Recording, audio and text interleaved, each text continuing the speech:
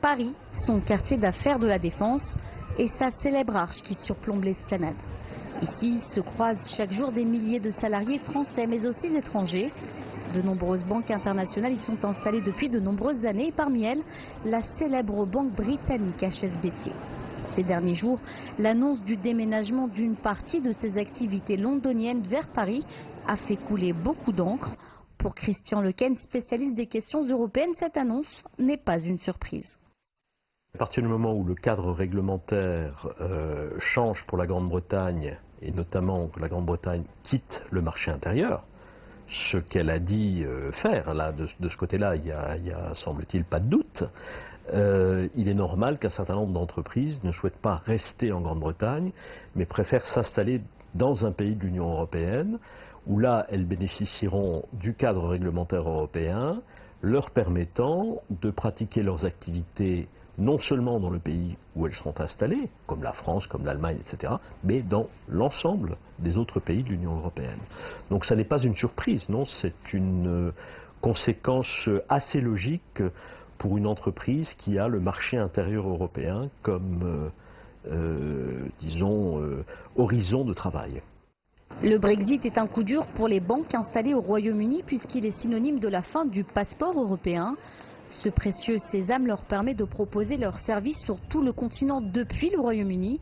Résultat, beaucoup font le choix du départ. Et pour Paris, c'est l'occasion de jouer la carte de l'attractivité pour les attirer chez elles. Oui, ça fait partie du jeu. C'est-à-dire qu'à partir du moment où il y a une possibilité de déplacement d'activité économique de la Grande-Bretagne vers les pays du continent, vous allez voir les grandes capitales européennes qui vont se mobiliser.